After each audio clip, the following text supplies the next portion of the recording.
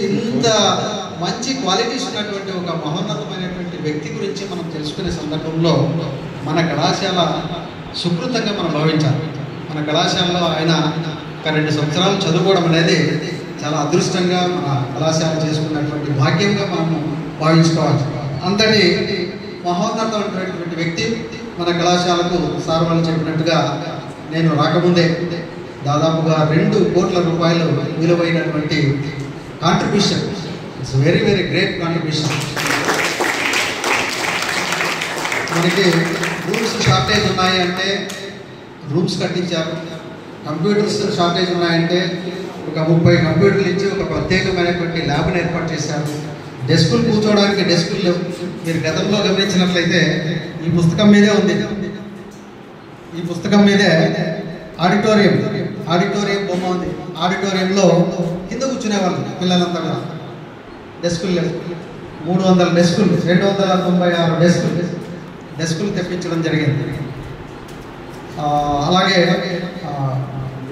బీరువాలు తెప్పించడం జరిగింది. కంప్యూటర్స్ 30 కంప్యూటర్లు ఇవ్వడం జరిగింది. సో ఎక్కడైనా సాధ్యమవుతుందా?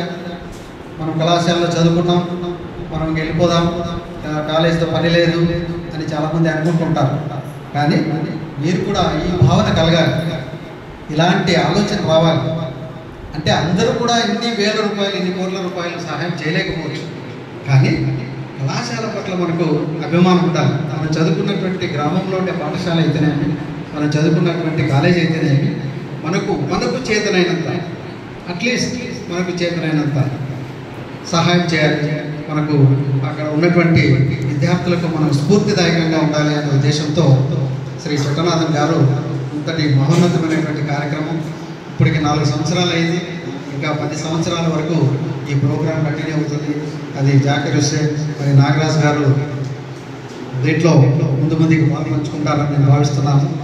ఇంతటి మంచి కార్యక్రమంలో నా కోసం వేచి ఉండి ఈ కార్యక్రమాన్ని ఇంత ఆలస్యంగా కొనసాగించినందుకు మరి జాకిర్ హుస్సేన్ మరి అందరికీ కూడా ప్రత్యేకమైనటువంటి అభినందనలు తెలియజేసుకుంటూ, మరి నేను చెప్పేది ఏంటంటే ఈ పుస్తకాలు నేను కొంత గమనించాను, డెస్కుల్లో పడేసిపోయినాను.